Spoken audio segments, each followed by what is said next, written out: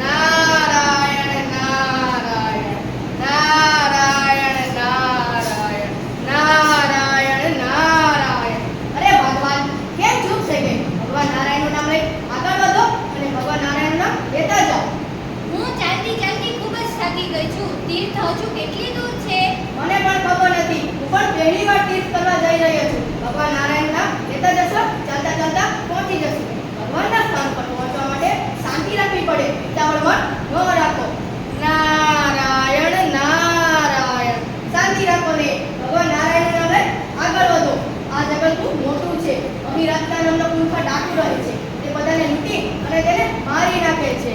અરે બાપરે, તો અહીંયા નથી ઊભું રહેવું. ઝટ ચલો અહીંથી.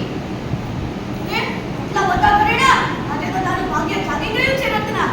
અરે ડોસી, ઊભી રહે. તું તારા ઘરેડા મને આપી દે, નહીંતર હું તમને બંનેને મારી નાખીશ. હું તમારા હાથ જોડું છું. અમને છોડી દો. તમે જે કહેશો એ હું તમને આપી દઈશ, પણ અમને છોડી દો. એ દુષ્ટ રાક્ષસ, અમે લક્ષ્મી નારાયણની યાત્રા કરવા નીકળ્યા છે. તારા જેવા રાક્ષસથી અમે નથી ડરવા. અમારી શ્રી નારાયણ રક્ષા કરશે.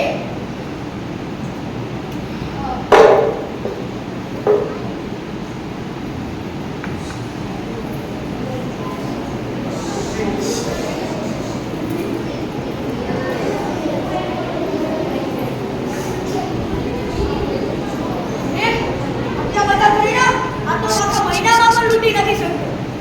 આટલા બધા ઘરેડા જોઈને મારી પત્ની તો ખુશ થઈ જશે.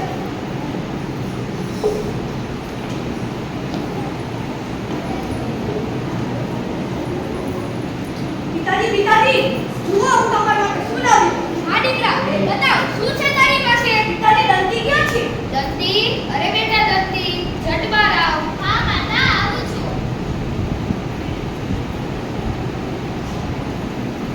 આટલા બધા ઘરેણાં, આ તો ખૂબ જ સુંદર છે. જા પહેરીને આવ. પિતાજી, તમે તમારી જિંદગીમાં પણ આટલા ઘરેણાં જોયા છે? ના દીકરા, એ મારી જિંદગીમાં પણ આટલા ઘરેણાં ક્યારેય નથી જોયા. રત્ના, તારું ભાગ્ય આજે જાગી ગયું છે.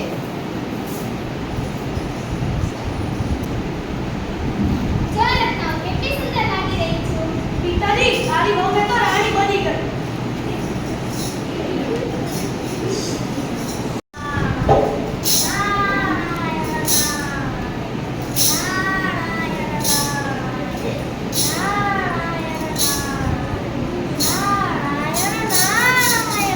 નારાયણનું નામ લેવાવાળા પાસે તો બહુ ઘરેણાં હોય છે. આ તો ફૂલોના ઘરેણાં બધા મારી પાસેથી બચવા માંગે છે. અરે અરે, ઊભો રહે. તું તારા બધા ઘરેણાં મને આપી દે. નક્કી તારી પાસે બહુ ઘરેણાં લાગે છે.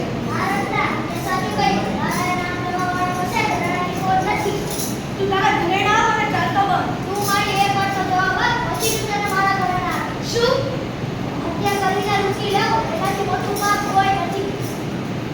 પાપ? આ પાપ શું છે? મરી ગયા પછી પણ પ્રાણીઓનો પીછો છોડતો નથી. આ છે પાપ. લૂંટથી ગેર ન કરે છે, તેનાથી તારા ઘરવાળા ખુશ છે. આ ખૂબ જ ખુશ છે. જાઓ, એને પૂછો કે આ લોકોને પરલોકમાં જે દંડ મળશે તેઓ તે માતાના ભાગીદાર બનશે. આ મારા માતા પિતા અને મારી પત્ની મારો સાથ આપશે. દરિયા બે, જાઓ તે પૂછી આવ. જો હું આને એકલો મૂકી દઈશ તો આ ભાગી જશે. હું આને ઝાડ સાથે બાંધી દઉં.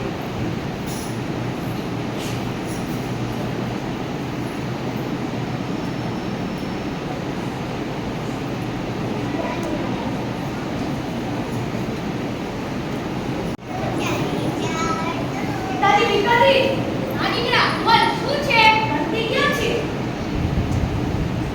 કેમ રત્ના આજે ખાલી હાથ આવ્યો? મારા માટે કંઈ ન લાવ્યો? પિતાજી, પિતાજી, મારે તમને પ્રશ્ન પૂછો. આ દીકરા, બોલ શું પૂછવું છે તારે? હા દીકરા, શું પૂછવું છે તારે? પિતાજી, આ તીર્થધામ જવાવાળા લોકોને હું મારીને તેમની હત્યા કરીને હું ઘરેણાં લૂંટી લઉં છું. તો એ પાપો તમે મારો સાથ આપશો? ના દીકરા, પાપ તું કરે છે. લોકોને તું મૃત્યુ આપે છે, તો તારા પાપના ભાગીદારનો અમે સાથ નહીં આપીએ.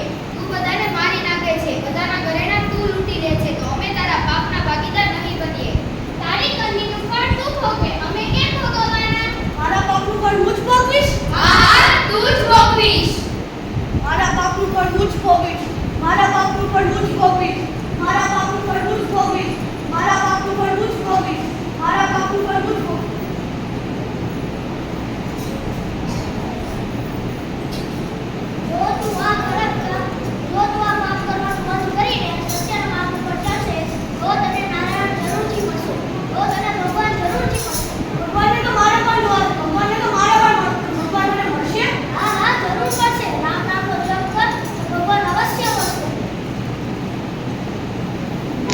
शब्द लगाकर बोलोगे, बार बार बोलोगे। उसने ऐसा ही किया। वह ध्यान की समाधि पर बैठ गया और मरा शब्द बार बार बोलने लगा, जिससे वह शब्द राम बन गया। उसने कई वर्षों तक ऐसा किया। उसकी तपस्या देखकर भगवान विष्णु बहुत खुश हुए और उसे वरदान दिया कि भविष्य में तुम रामायण की रचना करोगे और यही डाकू रत्नाकर आगे चलकर महर्षि वाल्मीकि बने, जिन्होंने रामायण की रचना की।